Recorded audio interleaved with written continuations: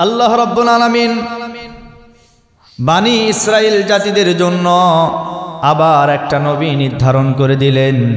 সেই নবীর নাম হচ্ছে শামুয়েল আলাইহিস সালাতু ওয়াস সালাম। শামুয়েল আলাইহিস সালাতু ওয়াস সালাম যখন তাদের নবী হয়ে গেলেন, তখন ওই জাতির লোকেরা শামুয়েল আলাইহিস সালাতু ওয়াস সালামকে বললেন, ওগো আল্লাহর পয়গম্বর, আপনি আমাদের জন্য একটা বাদশা নিযুক্ত করুন, যে বাদশার আন্ডারে, যে বাদশার নিয়ন্ত্রণে আমরা ওই আমালিকা সম্প্রদায়ের বিরুদ্ধে যুদ্ধ করতে চাই।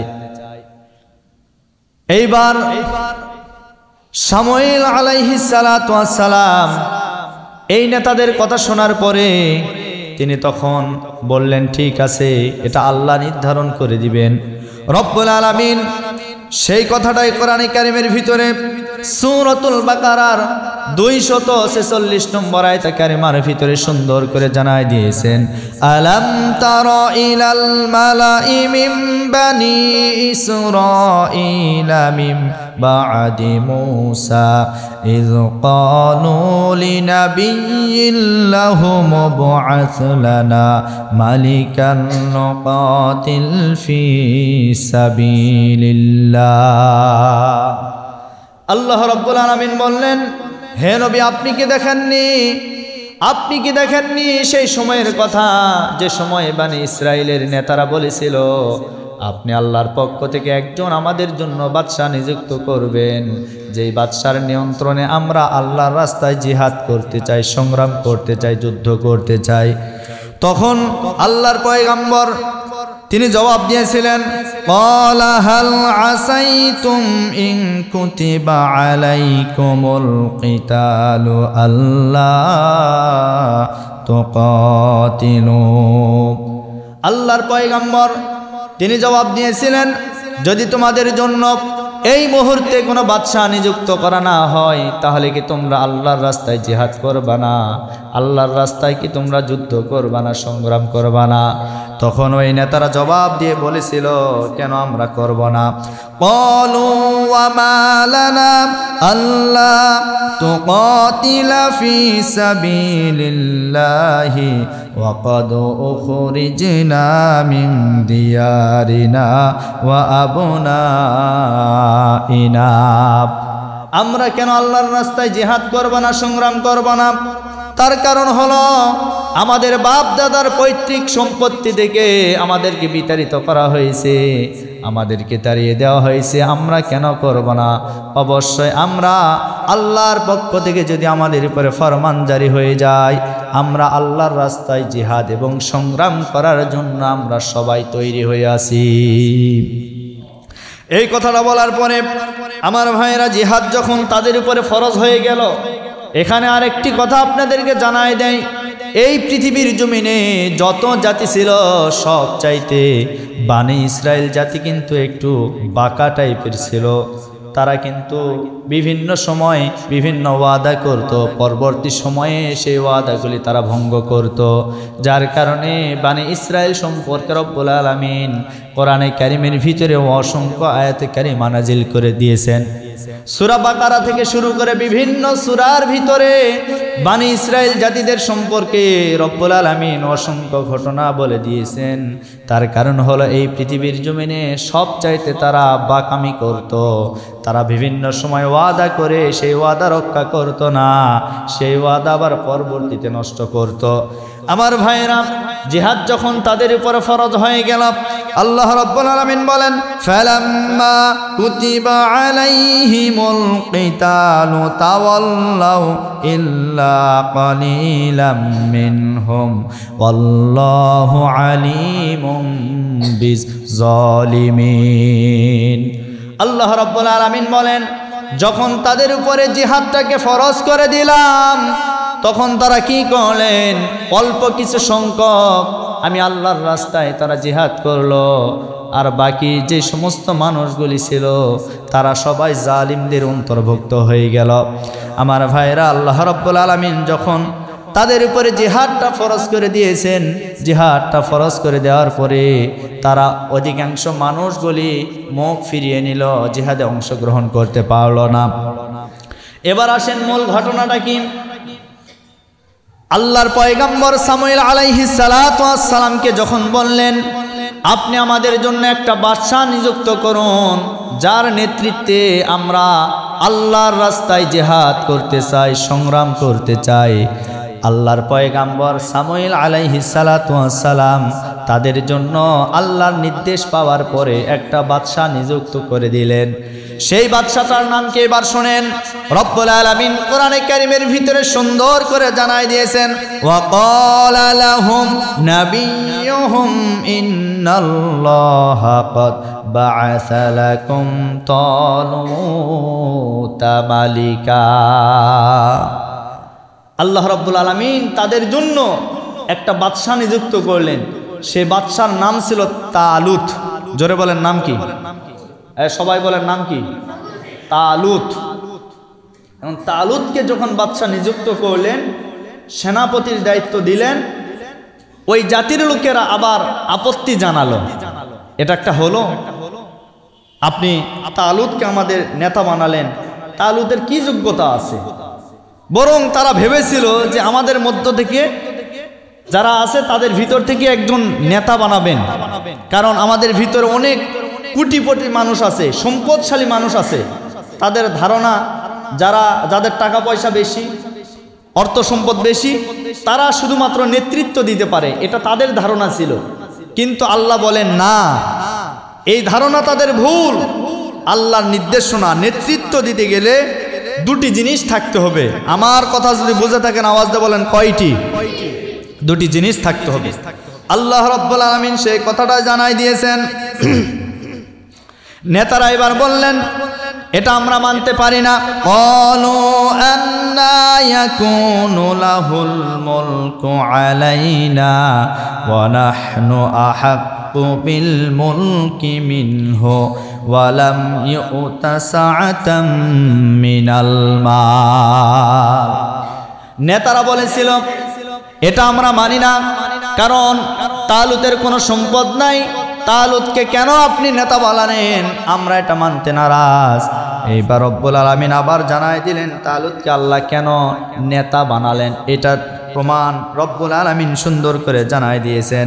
ক্বালা ইন্নাল্লাহা আসতাফাহু আলাইকুম ওয়া যাদাহু বাসতাতান ফিল ইলমি ওয়াল জিসম ওয়াল্লাহু ইউতি মুলকাহু মান ইয়াশা ওয়াল্লাহু ওয়াসিউন আলীম। আল্লাহর পয়গম্বর সামুয়েল আলাইহিস সালাতু ওয়াস সালাম বললেন কেন তালুতকে তোমাদের জন্য নেতা বানানো হলো? তার এক নাম্বার কারণ হলো তালুতের ভিতরে আল্লাহর জ্ঞান আছে, আর দুই নাম্বার কারণ হলো তালুতের দেহের ভিতরে শক্তি আছে। তার কারণ নেতৃত্ব দিতে গেলে দুটি জিনিসের প্রয়োজন, এক নাম্বার জ্ঞানের প্রয়োজন, দুই নাম্বারে দেহের শক্তি থাকতে হবে, সামর্থ্য থাকতে হবে, যেটা তোমাদের চাইতে তালুতের ভিতরে রব্বুল আলামিন বেশি দিয়েছেন। এরপরেও তারা বললেন তালুত যে বাদশা, তালুতকে যে আমাদের নেতা বানালেন এটার প্রমাণ চাই, এটার প্রমাণ চাই, প্রমাণ দিতে হবে। এইবার আল্লাহর পয়গম্বর তিনি প্রমাণ স্বরূপ তাদেরকে বললেন আল্লাহ রাব্বুল আলামিন অবশ্যই তোমাদেরকে প্রমাণ দিবেন। এবার দেখেন, ওয়া ক্বালা লাহুম নাবিয়্যুহুম ইন্না আয়াতা মুলকিহি আইয়াতিয়াকুমুত তাবুতু ফিহি সাকিনাতুম মির রাব্বিকুম ওয়া বাকিয়াতুম মিম্মা তারাকা আলু মূসা ওয়া আলু হারুনা তাহমিলুহুল মালাইকা। তারা বললেন আমরা প্রমাণ চাই, তালুত যে আমাদের নেতা, আপনাকে প্রমাণ দিতে হবে। প্রমাণ স্বরূপ আল্লাহর পয়গম্বর বললেন অবশ্যই আল্লাহ তোমাদেরকে প্রমাণ দিবেন। প্রমাণটা কি এবার শোনেন। তিনি বললেন তোমাদের যে একটা সিন্দুক ছিল, একটা বাক্স ছিল না, এই বাক্সটা তোমাদের কাছ থেকে জালিম শাসক, জালিম বাদশা জালুত এটা ছিনিয়ে নিয়েছে। সে সময় একটা বাক্স ছিল, সেই বাক্সটা তাদের কাছে মর্যাদাবান ছিল, সিন্দুক ছিল, এটা মর্যাদাবান ছিল। তারা মনে করতো এটা আমাদের কাছে সম্মানিত, তাদের স্বর্ণ মুদ্রা ধন সম্পদ দামি দামি জিনিসগুলি ওই বাক্সের ভিতরে বরকত হিসাবে তারা রেখে দিতেন, এমনকি তারা নিরাপত্তার জন্য বাক্সের ভিতরে রেখে দিতেন। এই বাক্সটা জালিম বাদশাহ জালুত তাদের কাছ থেকে জোর করে ছিনায় নিয়েছে। আল্লাহর পয়গম্বর বললেন, তোমাদের যে বাক্স ছিল এই বাক্সটা যদি জালুতের কাছ থেকে যদি আল্লাহ তোমাদের কাছে নিয়ে আসে বা ফিরিয়ে দিতে পারেন, তাহলে কি তোমরা তালুতকে নেতা হিসেবে মানবা? তখন তারা বলল, এটা তো আশ্চর্য বিষয়, এটা কেমনে সম্ভব হয়? কারণ আমাদের কাছে যে বাক্স নাই, যে বাক্সটা তাদের কাছে চলে গেছে, আবার সেই বাক্স এমনি বিনা যুদ্ধে আমাদের কাছে ফিরে আসবে, এটা তো অবাক করা কাণ্ড। হ্যাঁ, যদি আপনি পারেন অবশ্যই আমরা তালুতকে বাদশা হিসেবে মেনে নিব, কোনো অসুবিধা নেই। এই কথাটা বলার পরে আল্লাহ রাব্বুল আলামিন সেই ঘটনাটাই এমন ঘটনা করলেন, দেখেন তাদের কাছ থেকে যে বাক্সটা, যে সিন্দুকটা ওই জালিম শাসক, ওই জালিম বাদশা জালুদের কাছে চলে গিয়েছিল, এইবার আল্লাহর ইশারায় ওই বাক্সটা তাদের কাছে রাতের আধারে আল্লাহ পাঠায় দিয়েছেন। কিভাবে পাঠায় দিয়েছেন দেখেন, সে সময় গরুর যে গাড়ি ছিল, এই গরুর গাড়ির ভিতরে রব্বুল আলামিন আমার ভাইরা এই বাক্সটা তাদের কাছে নিয়ে এসেছেন। আর কেন নিয়ে আসলেন এবার শোনেন, কিভাবে নিয়ে আসলেন। জালিম বাদশাহ জালুদের যে অঞ্চল ছিল, যে এলাকা ছিল, এই বাক্সটা, এই সিন্দুকটা যে এলাকায় থাকতো, ওর আশেপাশে যত মানুষগুলি বসবাস করত, সকলের শরীরের ভিতরে রোগ দেখা দিত, অর্থাৎ পচন দেখা দিত। বাক্স যে জায়গায় থাকে সেই জায়গার মানুষেরা ভালোভাবে থাকতে পারে না, তাদের শরীরের ভিতরে ফক্স তৈরি হয়। এইভাবে করতে করতে এই বাক্সটা এক জায়গায় থেকে আরেক জায়গায় চলে যায়, যে জায়গায় আবার পাঠায় দেয়, সেই জায়গায় যাওয়ার পরে আশেপাশে যেই মানুষগুলি থাকে তাদের শরীরের ভিতরে আবার রোগের দেখা দেয়, রোগ সৃষ্টি হয়। এখন তারা চিন্তা করলো যে বাক্সটা আমাদের কাছে ছিল, আমরা মনে করেছিলাম আমরা রহমত পাবো, বরকত পাবো, কিন্তু বরকতের জায়গায় তো আমাদের উপরে গজব শুরু হয়ে গেল। অতএব আমরা আর এই বাক্সকে রাখতে চাই না, এই বাক্সটা আমরা এই এলাকা ছাড়া করতে চাই। আল্লাহু আকবার। এইবার করলেন কি দেখেন, গাড়ির সঙ্গে আস্তে করে তারা বাহনের সঙ্গে পিছনে ওই বাক্সটা আস্তে করে আটকায় দিয়েছে। আল্লাহর ইশারায় এই বনি ইসরায়েলের জাতির লোকেরা যারা মানতে চাইল না তালুতকে বাদশা হিসেবে, তাদের দরজার সামনে একেবারে ফজরের নামাজের সময় এই বাক্সটা হাজির হয়ে গেছে। আরো জোরে বলি সুবহানাল্লাহ। বাক্স যখন চলে আসলো, হায় হায়, সকালবেলা উঠে তারা দেখে বাক্স আমাদের দরজার সামনে উপস্থিত হয়ে গেছে। আমরা এই মুহূর্তে আর অবিশ্বাস করতে চাই না, অবশ্যই আমরা বিশ্বাস করে নিলাম আল্লাহর পক্ষ থেকে তালুত আমাদের জন্য বাদশা হয়ে গেছে। এইবার বাদশার আন্ডারে, বাদশার নিয়ন্ত্রণে তারা যুদ্ধ করার জন্য প্রস্তুতি গ্রহণ করলেন। সকলে মিলে ঐক্যবদ্ধ হয়ে সবাই এবার যুদ্ধের ময়দানে যাবে। কিন্তু বাদশা তালুত আবার তাদেরকে বললেন, দেখো তোমরা কিন্তু পূর্বের সময় আমার জানা আছে তোমরা কিন্তু ঘাড় তেরামি করেছিলা, তোমরা বিভিন্ন সময় ওয়াদা করে সেই ওয়াদা আবার ভঙ্গ করো। অতএব সঠিকভাবে আজকে ওয়াদা করো, তোমরা কি জিহাদের ময়দানে যেতে চাও কিনা? তোমরা কি জিহাদের ময়দানে যেতে চাও কিনা? বলে, হ্যাঁ আমরা অবশ্যই জিহাদের ময়দানে যেতে চাই। তার কারণ হলো আমাদের বাপদাদার পৈতৃক সম্পত্তি, আমাদের বাপদাদার ভিটা থেকে আমাদেরকে তাড়িয়ে দেওয়া হয়েছে, আমরা জিহাদ করতে চাই, যুদ্ধ করতে চাই।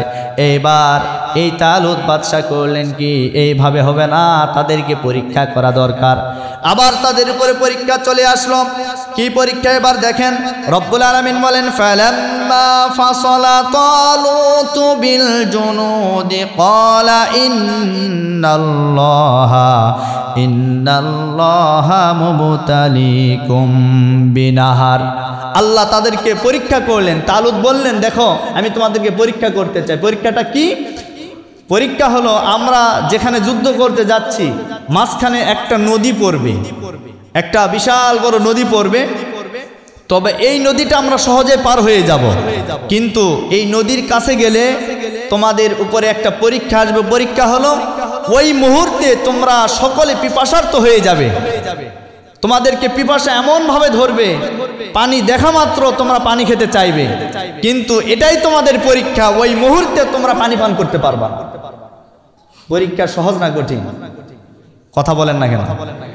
কঠিন পরীক্ষা। বললেন পানি ঠিক দেখতে পারবা, তোমরা হেঁটে যেতে পারবা, কিন্তু পানি খেতে পারবা, এটাই তোমাদের পরীক্ষা। তারা বললেন এটা একটা পরীক্ষা হলো, অবশ্যই আমরা পার হয়ে যাব। কিন্তু তারা তো জানে না তাদের সামনে কত কঠিন পরীক্ষা সম্মুখীন হয়ে আছে।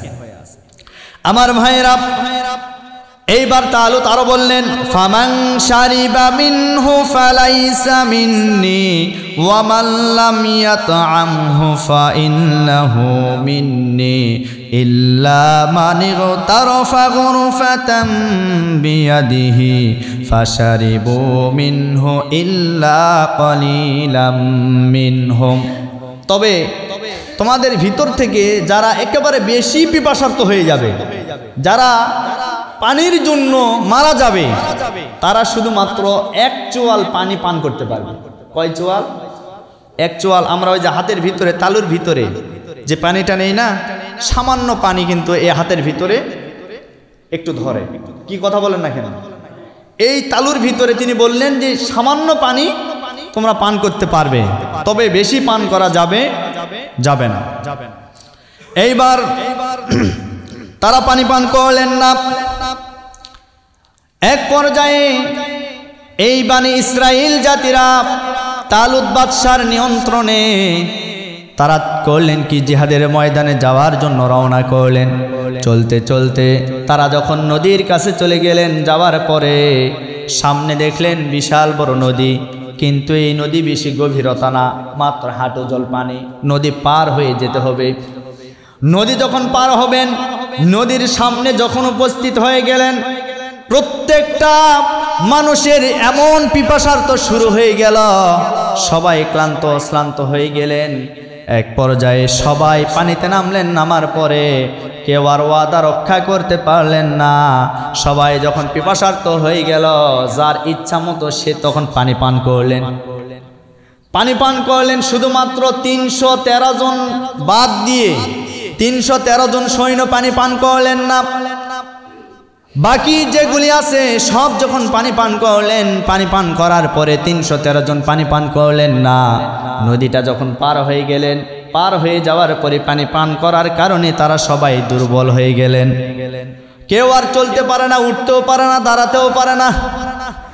শুধুমাত্র 313 জন, এই 313 জন সৈন্য বাদ দিয়ে সবাই দুর্বল হয়ে গেলেন। এইবার বাদশাহ তালুত বললেন, আমি আগেই বলেছিলাম, দেখো তোমরা যদি পানি পান করো তোমরা কিন্তু জিহাদের ময়দানে যেতে পারবা না। এখন তোমরা পানি পান করলে এখন তোমাদের কি অবস্থা জানতে চাই।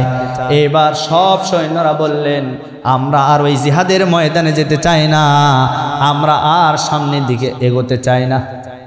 দেখছেন আগের দিন তারা কি বললো, যে আমরা জিহাদ করব, যুদ্ধ করব, কোনো অসুবিধা নেই, কিন্তু আজকে পানি পান করার কারণে তাদের শরীরটা কি হয়ে গেল, দুর্বল হয়ে গেল, জিহাদের ময়দানে আর যেতে পারলেন না। অবশেষে বাকি থাকলো 313 জন। এই 313 জন বললেন, ওগো বাদশাহ, আপনি সামনে চলে যাবেন, আমরা আপনার সাথে আছি, আপনার কোনো ভয় নাই, কোনো চিন্তা নাই। আমরা 313 জন, আমরা এই জিহাদের ময়দানে যেতে চাই। তখন বাদশাহ বললেন, তোমাদের যে জিহাদে যাওয়ার যে তামান্না আমি দেখতে পাচ্ছি, তোমাদের ভিতরে যে ঈমান দীপ্ত শক্তি আমি দেখতে পাচ্ছি, তার মানে আমার মনে বিশ্বাস হয়েছে এই 313 জন নিয়ে আমি জিহাদের ময়দানে গেলে ওই জিহাদের ময়দানে রব্বুল আলামিন আমাদেরকে বিজয় দান করবে। হাজার হাজার সৈন্যের সামনে 313 জন নিয়ে যখন চলে গেল, এই তালুত আর জালুতের ভিতরে যুদ্ধ শুরু হবে। তালুত মুসলমানদের নেতৃত্ব দিচ্ছে আর কাফেরদের নেতৃত্ব দিচ্ছে জালুত। জালুত একজন জালিম শাসক ছিলেন, জালিম বাদশা ছিলেন। তার সৈন্য সামর্থ্য শক্তির কোনো কিছুর অভাব ছিল না। এমন কোন রাজা বাদশা নাই, এমন কোন কেউ নাই জালিম এই বাদশা জালুতের সামনে দাঁড়াতে পারবে, জিহাদ করতে পারবে। তার কারণ হলো জিহাদের ময়দানে শুধুমাত্র শক্তি থাকলেই হবে না, অস্ত্র শস্ত্রের প্রয়োজন আছে না নাই? অস্ত্রের দরকার আছে। এইদিকে 313 জন সহ তালুতের কোনো অস্ত্র নাই, ওইদিকে জালিম বাদশা শাসক। এই জালুতের অস্ত্র আছে, লোহার হেলমেট আছে, এমনকি পুরো শরীরে তার লোহার বর্ম দ্বারা পরিহিত পুরো পোশাকটা সে পরিধান করে ফেলে। এই জন্য কোনো মানুষ তাকে তীর নিক্ষেপ করেও হত্যা করতে পারে না। এইবারে 313 জন নিয়ে জিহাদের ময়দানে তালুত বাদশা চলে গেলেন। যাওয়ার পরে পূর্ব মুহূর্তে যুদ্ধ শুরু হয়ে গেল। তার পূর্ব মুহূর্তে এইবার তালুত ডাক দিয়ে বললেন, দেখো আমরা 313 জন আছি, আমাদের কাছে তেমন কোনো অস্ত্র নাই, শস্ত্র নাই, কিন্তু আমরা জালিম বাদশা জালুদের বিরুদ্ধে যুদ্ধ করব। যুদ্ধে অবশ্যই আমাদেরকে জয়লাভ করতে হবে। কি করা যায়? এখন এই 313 জনের ভিতরে আমি একজনকে সেনাপতির দায়িত্ব দিতে চাই। সুবহানাল্লাহ। 313 জনের ভিতরে সেনাপতির দায়িত্ব একজনকে দিতে চাই। কে আসো? হাতটা উঁচু করে বলো, সেনাপতির দায়িত্ব সে পালন করবে। এই সেনাপতির দায়িত্ব যদি আজকে সে পালন করে আর যদি বিজয় চলে আসে, তাহলে কিন্তু তাকে পরবর্তীতে আমার বাদশাহী তাকে আমি দান করে দিব। এইবার কেউ যখন হাত উঠাতে পারে না, এক পর্যায়ে 7 থেকে 8 বছরের একটা যুবক, সেই যুবকটার নাম হচ্ছে হযরতে দাউদ আলাইহিস সালাতু ওয়াস সালাম। দাউদ আলাইহিস সালাতু ওয়াস সালাম হাত উঁচু করে বললেন, আমি সেনাপতির দায়িত্ব পালন করতে চাই। আল্লাহু আকবার। দাউদ আলাইহিস সালাতু ওয়াস সালাম হাত উঁচু করলেন, সেনাপতির দায়িত্ব দিলেন। দেওয়ার পরে সবাই বলা বলি শুরু করলেন, তুমি তো ছোট্ট মানুষ, তোমার বয়স অল্প, এ অল্প বয়সে তুমি সেনাপতির দায়িত্ব কেমনে পালন করবে? এটা তো আমাদের বুঝে আসে না। এইবার তালুত বাদশা বললেন, কোনো সমস্যা নাই, তোমাকে সেনাপতির দায়িত্ব দিলাম, এইবার তুমি যাও, জিহাদের ময়দানে চলে যাও। জিহাদের ময়দানে যাওয়ার জন্য সবাই যখন অগ্রসর হলেন, সামনে যাওয়ার পরে কিছু দূর লক্ষ্য করে দেখে জালিম বাদশা জালুত বিশাল বড় একটা সোয়ারের উপরে সোয়ার হয়ে আছে, একটা ঘোড়ার উপরে সোয়ার হয়ে আছে। এমন সময় আমার ভাইরা এমন সময় করলেন কি, সবাই চিন্তিত হয়ে গেলেন, এই বাদশাকে কেমনে হত্যা করা যায়, এই সৈন্যগুলিকে কেমনে হত্যা করা যায়? আমাদের কাছে তো কিছুই নাই, আমাদের কাছে তো কিছুই নাই। এইবার দাউদ আলাইহিস সালাতু ওয়াস সালাম সবাইকে বললেন, তোমরা ভয় পেও না, তোমরা শঙ্কিত হয়েও না। তার কারণ হলো আমার মাথায় এখন একটা বুদ্ধি এসেছে।